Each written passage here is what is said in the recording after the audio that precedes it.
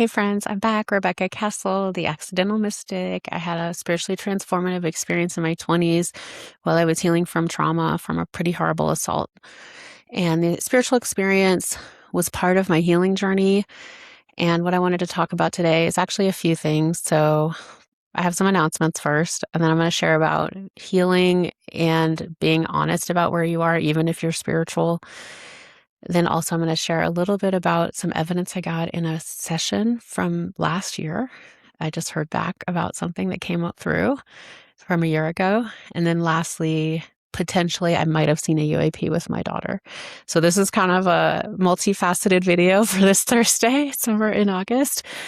First off, my announcements. I have an awesome class coming up this Saturday. I'm calling it Ascension Tools, where we're going to be learning about all the things that helped me after my spiritual awakening, which was very transformative, but also overwhelming and a lot of stuff I had to learn. And I've been given this past week, I tuned in and I was told, like, you were supposed to feel completely abandoned and not know what to do because in the process of figuring out what it meant and how to make sense of it, you got a lot to talk about. And this is what I'm supposed to be sharing about, is all the stuff I figured out in this very long journey. My experience, I had a spiritually transformative experience. You probably know that. It was from 2006 to 2008, and then it just ended.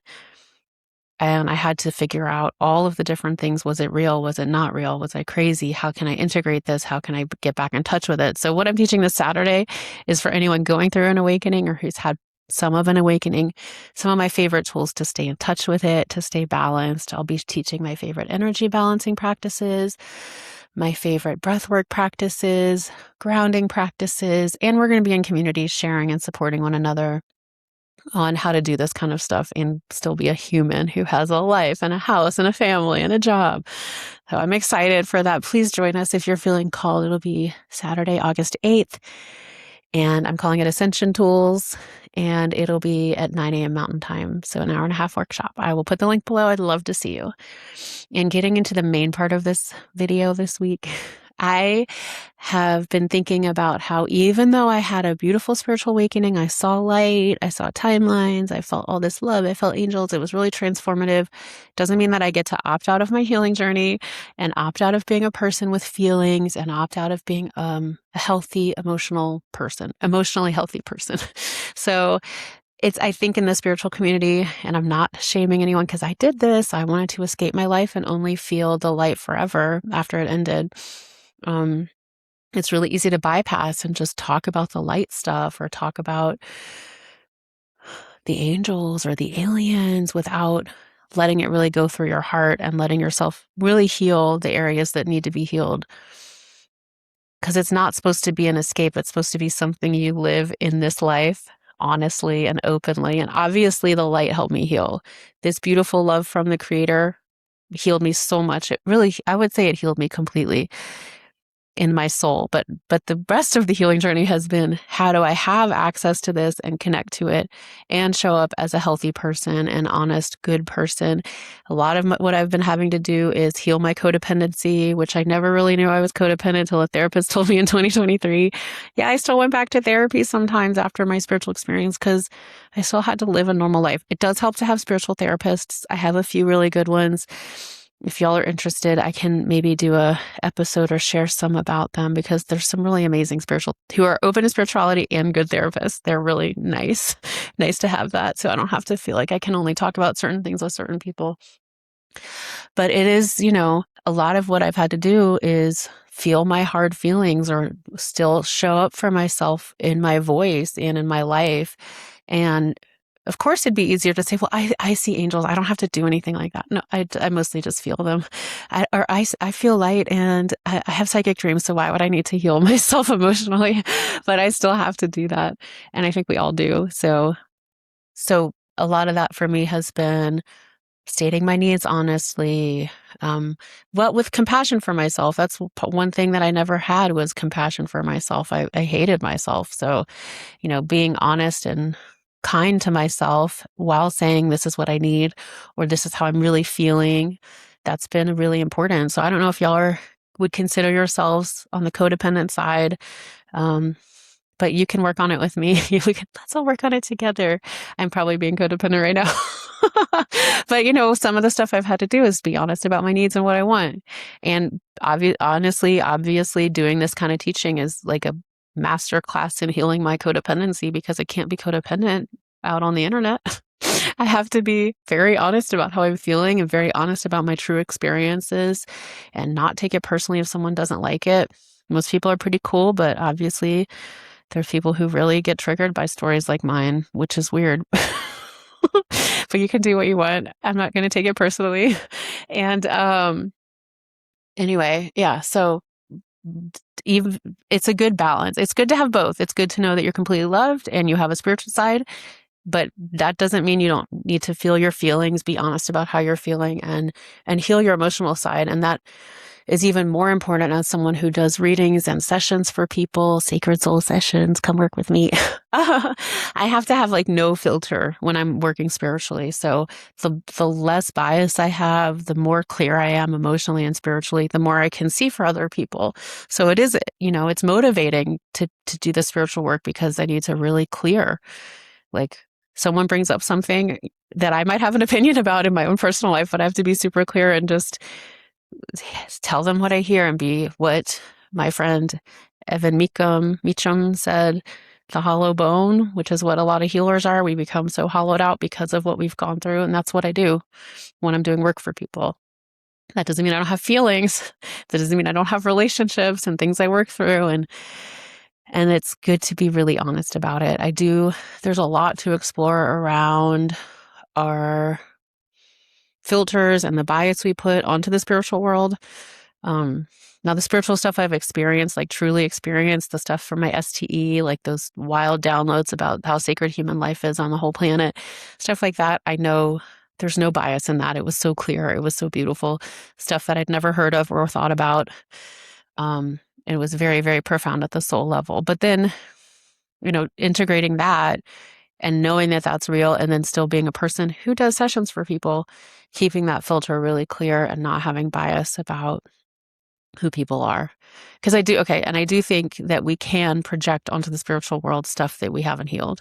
And I do think that's a lot of where, I'm not sure exactly, maybe some of the negative, what we see on the other side sometimes can be projected. But if it's true spiritual information, like what I've gotten, it doesn't feel projected at all. It's just very, very real.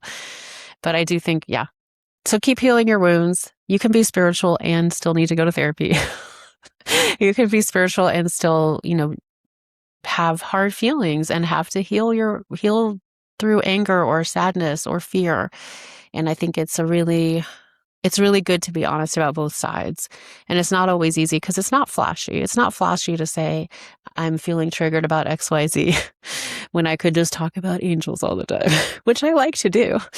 But anyway, so I'm going to put some links below. There's a great book I was recommended by Betty called Heal Your Wounds, and I'll put that book below. Any other codependent stuff, I'm sure most of y'all are probably codependent too if you're watching me.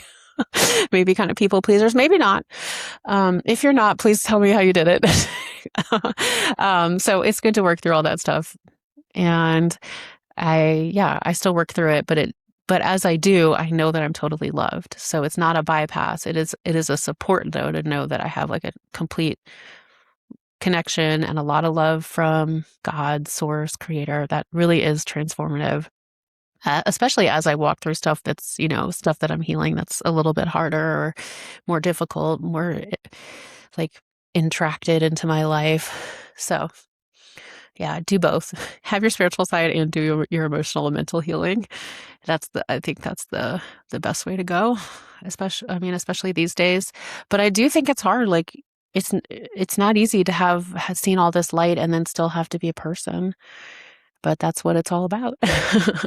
Okay, so that was part 2. Part 3, reading evidence from a client. So speaking of not having any bias, when I do sessions, I stay very clear.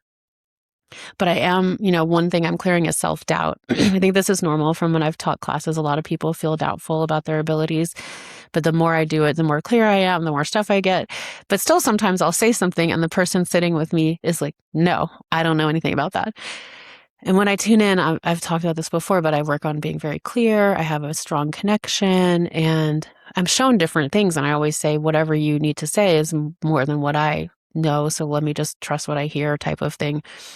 And so I'm being shown in this one session a year ago, maybe even over a year, that this client's on a farm. And I said, I'm seeing you on a farm. And he says, no, there's a farm. That makes no sense. I don't go to farms, and I'm going camping this weekend. Maybe that's it. And so I just shut it down. I stopped what Suzanne would say at that point, especially because she does mediumship. This was more of my sacred soul session, but she would pull the thread. So I didn't pull the thread. I didn't have enough self-confidence. I just thought, I'm tuning in wrong. I should probably just move on. I didn't see that correctly.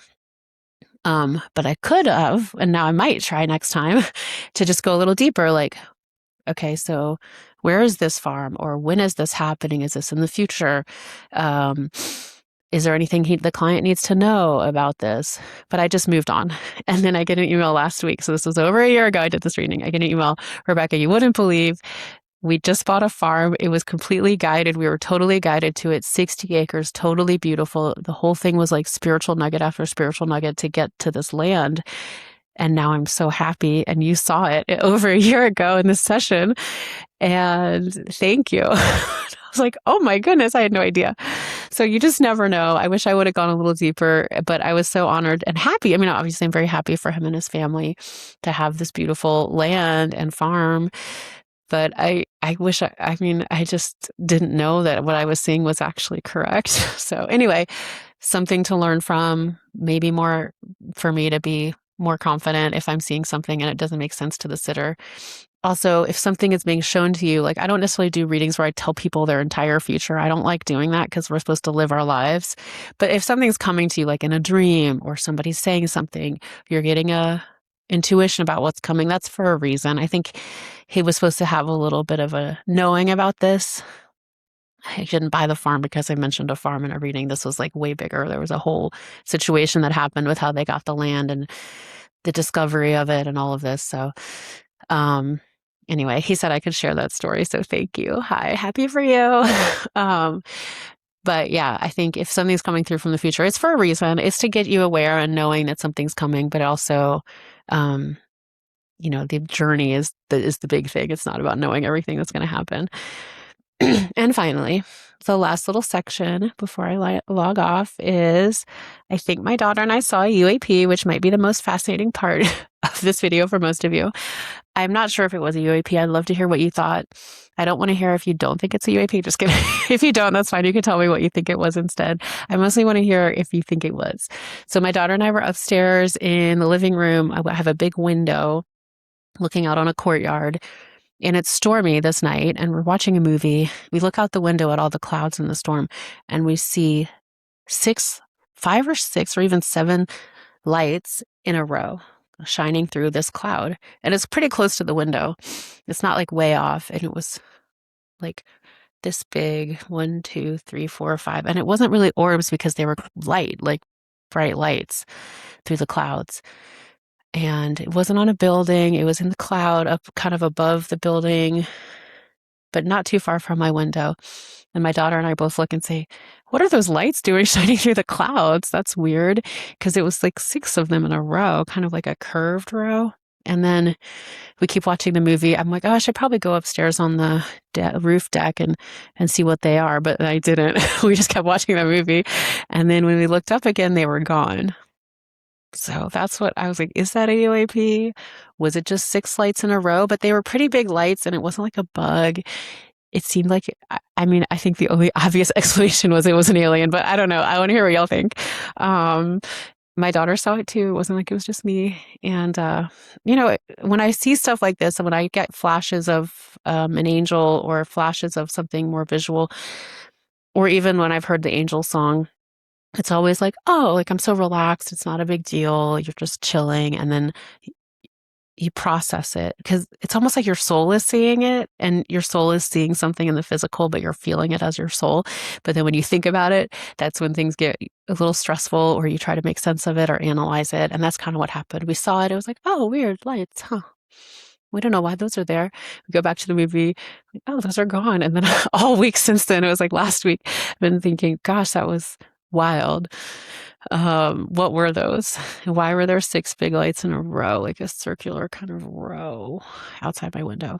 I'd love to hear your thoughts. This was kind of a smorgasbord video. Thank you guys for being here. I love all of you. I love getting to know you. Thank you for watching my videos. I'm going to keep doing it, even though the world's really intense right now. So yeah, tell me everything you think about this. Was it a UAP? Have you seen something from the future that made no sense and then it made sense a year later? Have you been codependent or have you worked on doing emotional healing even though you've had a spiritual experience? They go hand in hand, I think. Anyway, love y'all. Would love to see you this Saturday at any of my stuff after that as well. I'll put links below and I'll see you next time. Lots of love. Bye.